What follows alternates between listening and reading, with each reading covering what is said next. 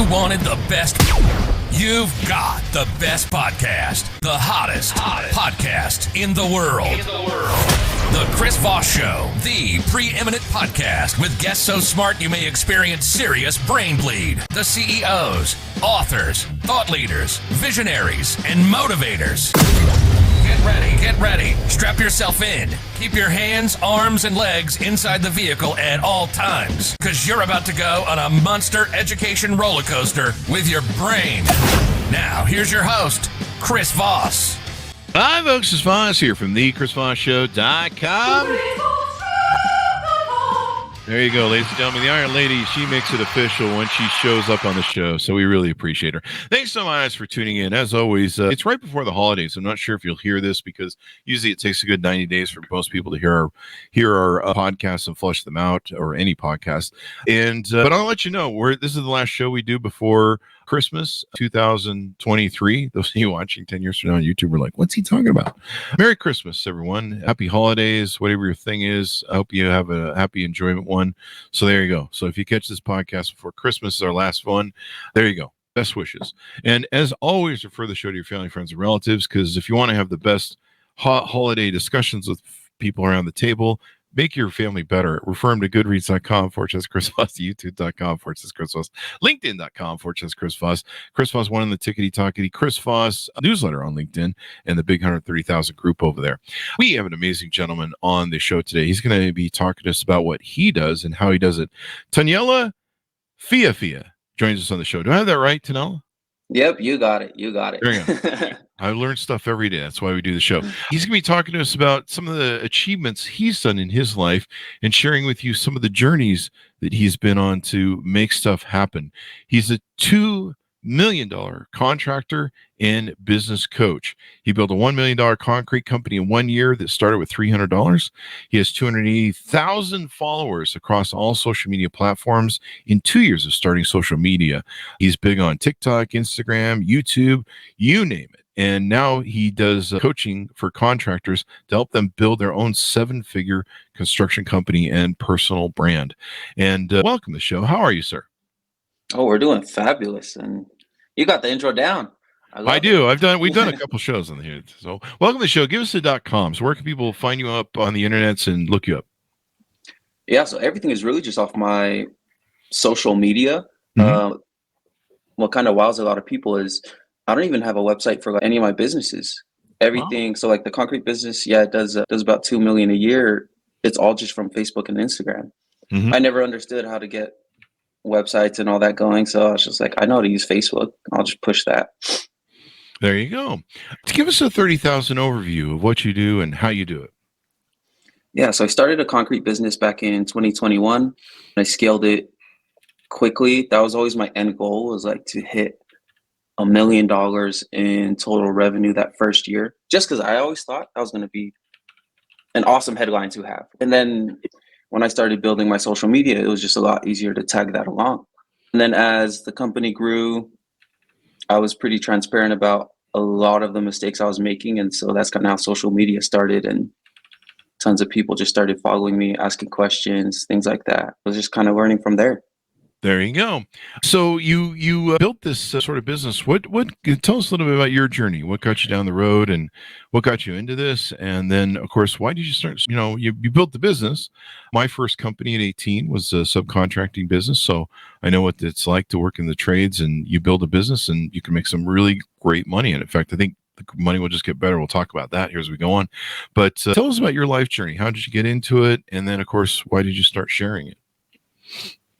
Yeah, so this is actually my 9th business. So I've started a business every year since I was 18. You name it, every year it was real estate, laundromat, digital marketing, e-com, like everything underneath the sun. I always knew I wanted to run my own business, but all of them failed. And so it wasn't until I was working for a guy, I was 23, 24, when I first started working in concrete. And I was still trying to do my gig on the side, but it wasn't until one day one of my paychecks bounced, and so I didn't get paid for 2 weeks. Oh man, that's contractors, right? Yeah, that's what started the initial fire. And we were out of town too, So it was like I was already living paycheck to paycheck because I was young and dumb with money. So We've all been there, right? Yeah. yeah, so I ended up quitting there, leaving, and I ended up just starting my business. Like, hey, I'm not going back. Like, I'm making this work.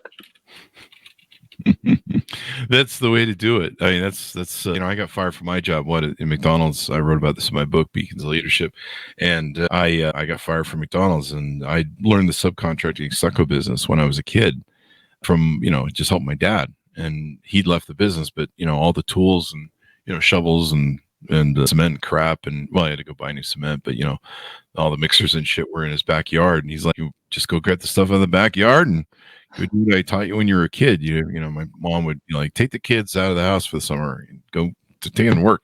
So we knew how to do everything. But yeah, so you build the business, and then you started sharing your journey online.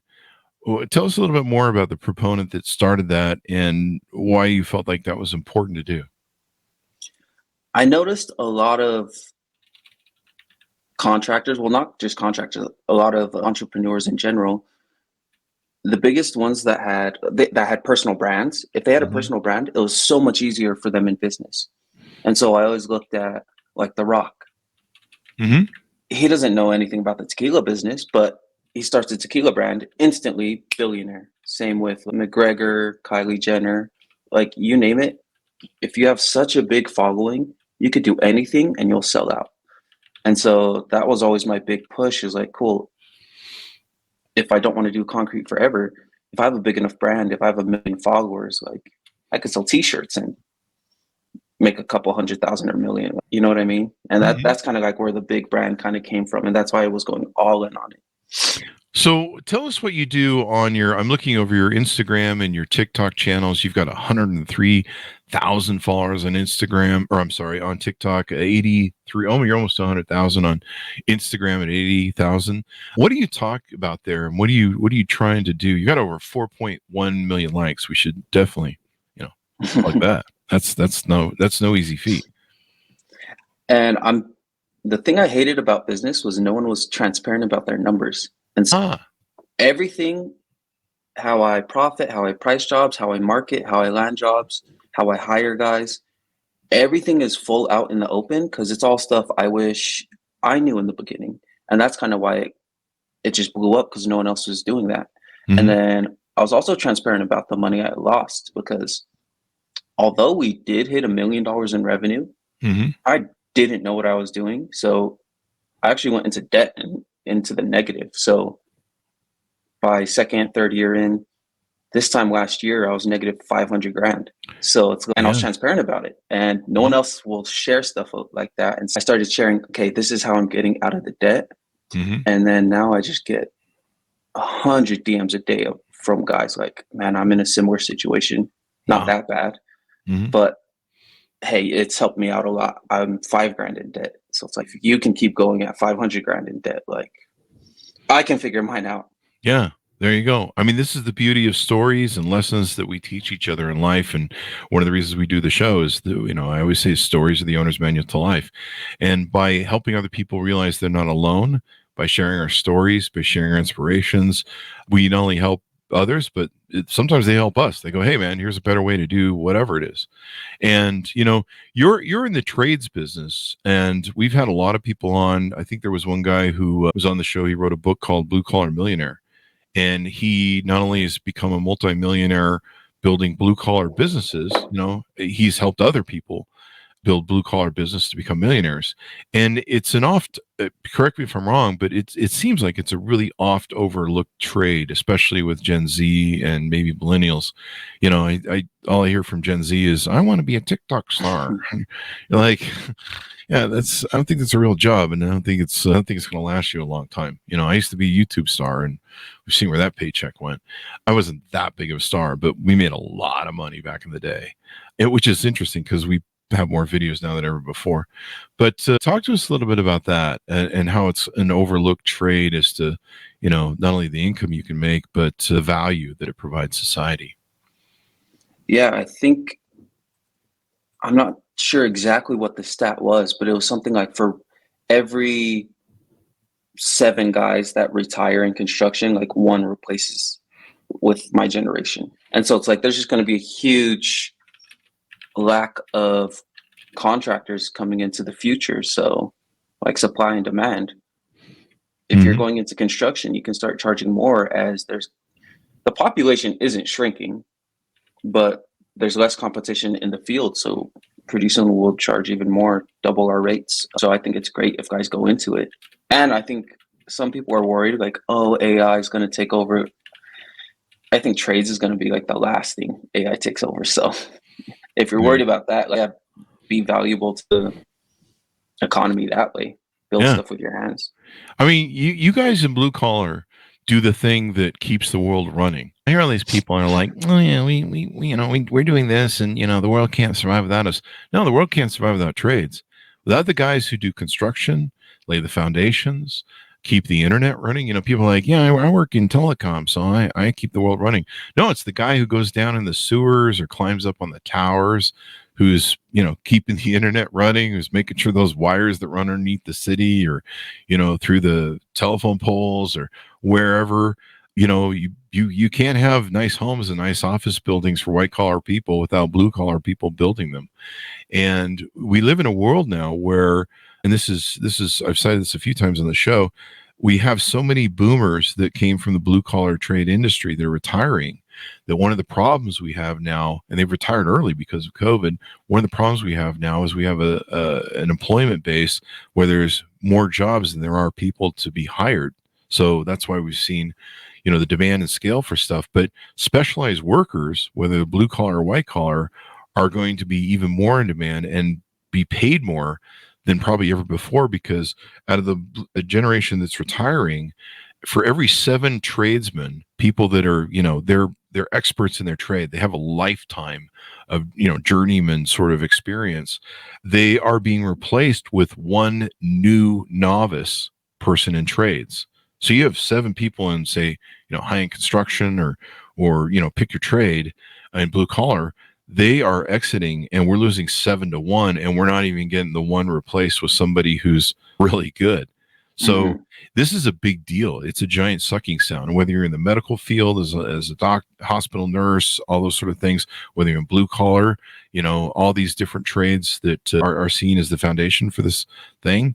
And they're in huge demand. And like you say, AI is not going to replace contractors anytime soon, or the people that work with their hands and the skill levels that they know and being able to do stuff right, welding, et cetera, et cetera.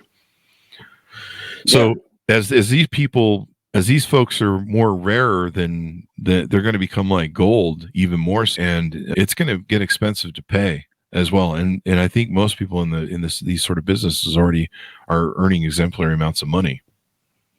Yep, which is great because I'm just getting into the game, and so I just want to be able to help others that don't find it fulfilling to be sitting behind a desk, because I never found that. I didn't like working in a warehouse or those kind of jobs. I liked building stuff with my hands, and so it's like, cool. I just want to help others kind of go towards that path. The better contractors there are, the better it is for everyone else. There you go. Tell us, you talk, I see the videos here that are on your TikTok about how you lost $500K. Walk us through that story and tell us, what that cathartic moment is to go through that journey, and then how you analyze it, you look at it, you make it so that it's something isn't crippling and devastating like it is for some people, and you take it on the chin and you go, okay, well, here's how we get out of this. Tell us that story, if you would. Yeah, so the issue was, since I was scaling the business so quick, we were just getting tons of leads, tons of work coming in. And so I just thought, cool, I just hire people, they'll do the jobs. That's it. The issue was I hired so many guys in a short amount of time. So I had 1 employee in the beginning. Then by our 2nd, 3rd month in, we got up to 8 to 12 guys. It just made massive jumps very quickly. And I didn't have the skill set to train them properly to make sure we're making profit on the jobs. We were just doing the work, and I just thought, okay, cool. Money came in, money went out, but I wasn't tracking anything. And so as time was going on, we lose 500 on this job, 1,000 on this job. Mm-hmm. It just snowballed. And then by the time like the end of that first year, Mm-hmm. it was coming into winter, and I was like, where's this money? Like the bank account's empty. We did 100 something jobs. Yeah. Did And all this so work. that's where, Yeah. exactly. And And so if I you're started paying employees and crews and taxes and all that sort of good stuff for them, it can hit you. Yeah. And then the biggest issue was all the jobs I thought were going well, they ended up like we had to go replace a lot because the water sloped the wrong way or it cracked. And so I had to replace all these 10, 15K jobs out of my own pocket. And so I lost money the first time, and then I have to fire all these guys, try and fix it the second time. And so that's how it just got worse and worse going into winter. And then I live in a state where we get a ton of snow. So really for 3, 4, 5 months, like we can't even pour concrete. So now whatever nest egg I should have had, it is just completely wiped. That's kind of what started the snowball effect. There you go. There you go. And that's one of those things that people, happens to entrepreneurs sometimes. They start a business, they're doing the activities, they're doing the things, they're closing the deals, but somehow it's not working in the end, and the math is off, or whatever. And in the contracting business, I wrote about this in my book too, because I told the story of my dad and how we used to have to go out and collect money from contractors, and the contractors sometimes would say to you, oh, hey, we can't pay anybody, we're going to go file bankruptcy, or we may have to go into bankruptcy, but here's what we'll do, we'll offer you 10 cents on the dollar because the project didn't work out the way it was supposed to be. And I told the stories of sitting in front of contractors' homes. I'll give you a short version of it. So my dad used to have this thing where when contractors wouldn't pay him, or they'd pull that bullshit where I'll pay you 10 cents on the dollar, you can have a check now, or you can go fight me in court. And so what my dad would do is we had this nasty cement truck. It wasn't a cement truck, it was an old Ford pickup. And somebody rammed into it in the back, so the bed was all jacked up, but it had all of our cement in it, and we'd mix cement in the back of it. It had the cement mixer in it for stucco work. And so, the cement had sprayed like all over the truck. The truck was covered in cement, and you just didn't care after a while. You had certain clothes that you put on that you could never get the cement off. And so what he would do, this is back in the old days, what was it, 80s, 70s, 80s? Yeah, 80s. And what we would do is the guys wouldn't pay him, or they'd, be dodging him every time he'd go in. He'd be like, hey, is Bob here? He owes me money. And the secretary would be like, oh, Bob's not here. You can hear Bob scurrying in the background, in the back office, or we actually had one guy, he ran off on us. Like we were asking the secretary, and all of a sudden we heard a car up front light up and take off. It's sort of shit. ridiculous. Yeah, I imagine it doesn't change much. But so my dad, what he honed this process of collecting, which is it was pretty interesting. So what we do is he would take, if he was in between days, we drive to the contractor's home. Back then you could look up people on the white pages. And so we drive to the contractor's home in the middle of the day. And my dad would take us, and we go bang on the door. And of course we're covered in, these cement clothes, and he'd park the car so that it could be easily seen across the street. And so my dad would knock on the door, and the wife would usually answer, and she'd be like, oh, hi, how's it going? She's like, hey, we're trying to get paid from your husband. He owes us money. Every time we go in the office, he won't show up, or he hides, or he won't pay us, et cetera, et cetera. We're trying to reach him because we can't find him. And so my dad, and she'd be like, well, he's not here, he's at work. And he goes, that's okay. We want to catch up to him. So you see that truck right across the street, and she'd look at the truck, look at us. And she said, we'll just be waiting there until he comes back. Okay. So just let him know we're just trying to reach him, and we'll just be in the truck across the street. And so then we go wait in the truck, sometime for a couple hours. Right. And you would see the wife, like looking through the blinds on the phone, at us and stuff. There's a guy, and son of a gun, you'd be surprised how many times within about half an hour she'd come out and knock on the window, or the contractor would show up. And he's got a check for you at the office. Go get it. Okay, thank you. Yeah, and I get how, because I've been in situations like that where like I gotta owe suppliers or people money, and then it's like, the best way I found is like just be fully transparent. Yeah. and like have communication. If you don't have communication, then that's when it gets iffy. And so it's like, hey, just being fully transparent, blah, blah, blah. This is what we're doing. Need to knock out these jobs and stuff like that. But yeah, just running and hiding from that. It's just face it head on. Yeah. It's just crazy. So there you go. What are some things we haven't talked about on how you're inspiring people? It looks like you're teaching people a lot of techniques, pouring cement, doing these things. It looks like you've got working out, the parts of running the business. Tell us how you coach and you help other people be successful. It's not just the business that I help guys on. It's because we also want to incorporate like fitness and then dropping vices as well, because a massive issue guys have, especially in construction, is they're alcoholics or like they're hooked on weed. And I was one of them. And so I was pulling up to job sites 3 shots deep, and I realized like I can't do this. Like how you do one thing is how you do everything. And so there's no point building a business and then making money if my life is shitty, if my relationships are trash, if I'm overweight, like if everything has to be in order. And because that's always the types of people I looked up to who are just crushing it in all aspects of life. So it's like, that's what I kind of coach on as well. It's not so much just making the money, but kind of just winning in all other areas as well. There you go. And a man has to have that. He has to have a balanced life. It's so important. One of the things that I did when I started my company was I let my health go to shit. I put on a lot of weight.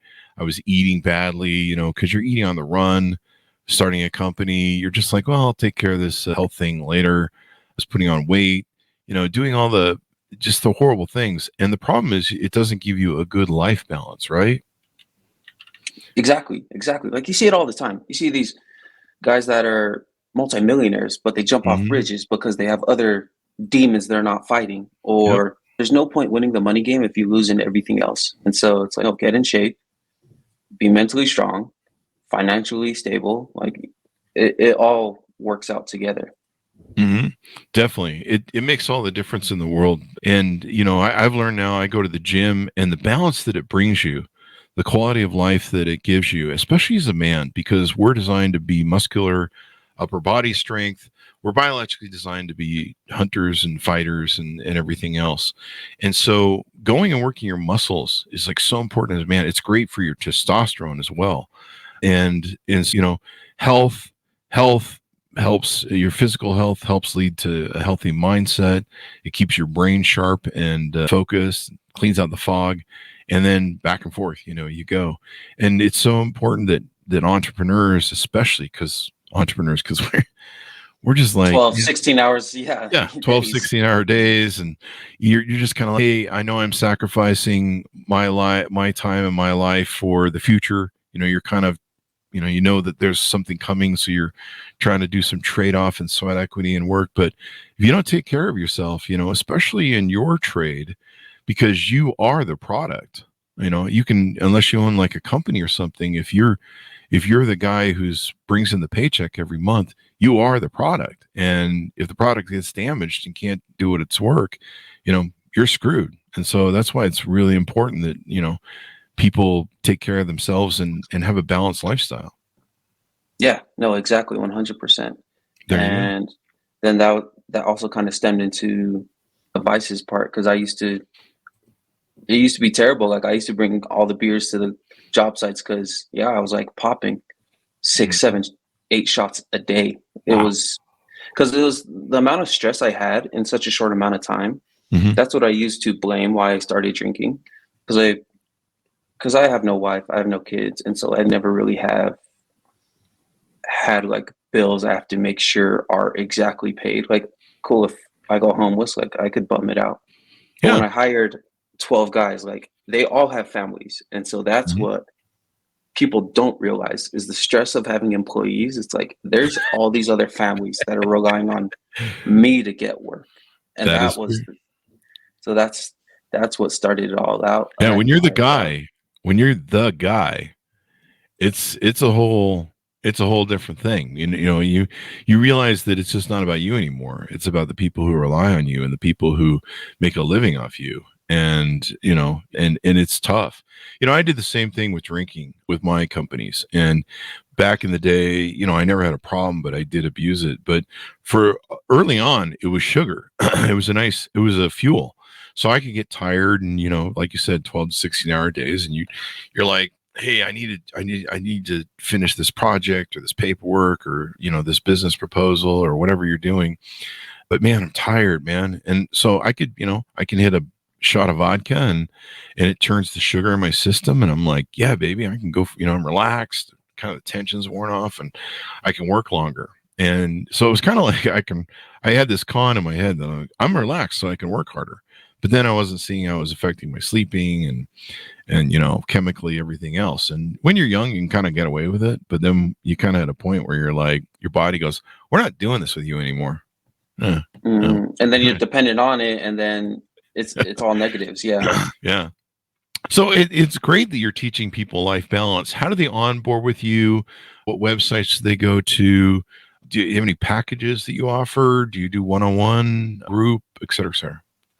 Yeah. So I have two programs. There's one-on-one coaching or there's group coaching. Mm-hmm. And it's just as simple as that. It's one-on-one is $3,000 a month. And then the group coaching is $300 a month. Mm-hmm. And so it's just diving in and looking at, like, what do we need to fix for the business? Okay, how's your mindset? How's your self-talk? Mm-hmm. So many guys come in with this negative mindset where they're constantly just seeing problems. And you're going to have problems in business, but if you're not looking actively for solutions, like, you're never going to make it. So many guys like, oh, it's winter, I can't get work. Oh, there's shitty employees everywhere. There's shit, like it. It's changing that kind of self-talk and just kind of having guys rewire their mind. But yeah, that's how the coaching program goes. It's pretty much just one-on-one with me or group coaching on anything with marketing, sales, anything in construction, or also like fitness and stuff like that. There you go. And it's so important, because, part of, bad employees are part of a lazy, weak, poorly designed, let's maybe put it, hiring process. If you hire well, I learned this the hard way too. If you don't put a lot of intent into your and curation into your hiring process, you're going to have a mess on the back end of employees. Is hiring right, spending the time to hire right? Like, if you might spend, an extra 2-3 times the amount of time you would, do hire right and background check and see if people are a fit. That will make the exponentials that pays is probably 100x.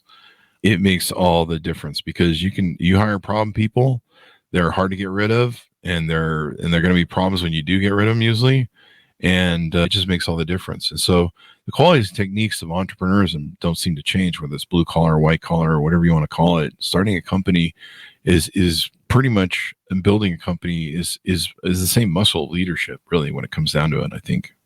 Yeah, exactly. And it's all the team and the people you have around you. Like, one all-star player is way better than 5 B-star or B-rated employees or players, because like our top employees, Diana, our assistant, she is amazing because she wants to push the company forward almost as much as me, and it's not even hers. She doesn't want to just clock in, clock out. She's actively trying to drive and get better. And yeah, it really is who you surround yourself with, because one bad apple in the company, like, it just spoils everyone else. Oh yeah. They can, we used to call it tubing back in the 80s. I don't know what a good term. Basically, it's the person who will negatize everybody, and they go around and they're just like these evil people, whisper people, this place sucks, and I hate this job, I don't, blah, blah, blah. They're people who tube everybody down. They bring them down, and they'll wreck your whole business if they can, I remember one time we had a tuber get in our telemarketing department. 10 of our employees got up one day and quit because they'd been, victimized by this person, and oh, it's a horrible place. These people are bad, and we paid more than most people did, especially in bonuses. And I was just like, how the hell did somebody get in here and infiltrate our business and just get 10 employees to quit? It's the Trojan horse. Yeah, it's just the Trojan horse. Yeah, they get in and it just crushes everything. Yeah, and they'll destroy you, man. I've had employees tell lies about our companies as to, as to how they operate. Oh, these guys aren't really making money. There's no cash flow here. I remember one of the things we used to, we were closing, and you could see this transparently in the board. It was really amazing. We're closing close to 300 loans a month, millions of dollars a month in mortgages. And we used to take, I think back in those days, you'd take a credit report fee, $50. You take an appraisal fee up front of $300. So we take $350 from people up front. You have to do that because, 9 times or 7 out of 10 times the credit was shit. So you didn't want to be stuck with it. And then 2, a lot of people thought their homes were worth what they weren't worth. You weren't going to get stuck with that bill either. So they had to pony that up front. And then, of course, you pay it back in the mortgage loan fees and costs and stuff. But, we had one employee who went around and told our whole company that we were floating that. And that was the only way we were staying in business, even though you could see the numbers on the boards. Because, we had these giant boards in processing and sales. And he literally had convinced 1 or 2 employees of that. And I was pissed because if you looked at the cost of our operations compared to the cost of that intake, we would have been out of business in a month if we were operating in that frame. And we've been in business for 6 or 7 years. So, that one evil employee can really fuck up people's heads. He can screw your salespeople and everything else. So I'm glad you're teaching this. I'm glad you're sharing it. And like I said, men who work in trades there's some real men when it comes down to it. You guys have to have a lot of masculine hookshpa to you or whatever it's called, because I can't do it. I can't do it. I'm an old broken down ass old man, and there's no way I can go do the trades. But it's some of the most valued stuff in the world, and everything that you want to think about white collar or businesses with air conditioning, your business doesn't operate without the trades. You guys are the foundation to fucking America when it really comes down to it. And without that foundation, we'd grind to a halt really quick. The lights would go off, the internet would stop working, and everything else. It's the much needed trade. And I think a lot of people dissuade from it or devalue it without realizing that, number one, there's a lot of good income in it. The guys who do garbage, work in garbage, they make more than 6 figures a year. So you can look at them and go, yeah, they just pick up garbage. Those guys make really good money for what they're doing, and they should, because it's not a business a lot of people want to do. Be careful. My message to young people and other people, you'd be surprised. You can make multiple millions of dollars in the trade business. It's not you may have to shower every day when you come home from work, but then you can go spend all your money. Yeah. And it's people don't realize like income, it's a direct correlation of how many people can do what you do. Mm-hmm. It's anyone can flip burgers, but how many people can pour concrete or frame a house? It's getting less and less. Of course, by nature, like the income is going to grow. Mm-hmm. Definitely. And that's the world we're living in. Final thoughts as we go out. Give people a pitch out to onboard with you, reach out to you, and get involved in what you're doing. Yeah, follow me on Instagram, Facebook, everything. It's Daniela. That's where all my content is. It's starting to pop out on YouTube as well. Just giving free game out. There you go. Show people how to do it and how it gets done and all that good stuff. Thank you very much, sir, for coming on the show. We really appreciate it. Appreciate it. Thanks, Chris. There you go. And thanks to everyone tuning in. Go to goodreads.com/Chris Voss, LinkedIn.com/Chris Voss, Chris Voss 1, TikTok, and all that stuff. Happy holidays, wherever you are. Maybe you'll catch this on the New Year's too. So happy New Year's as well. And set some goals from all the stuff we talk about the Chris Voss Show to have a great year in 2024. And if you're watching this 10 years from now on YouTube, as people said to do 5 to 10 years from now, have a great next year, whatever that next year is. I'll see you next time. Be good to each other.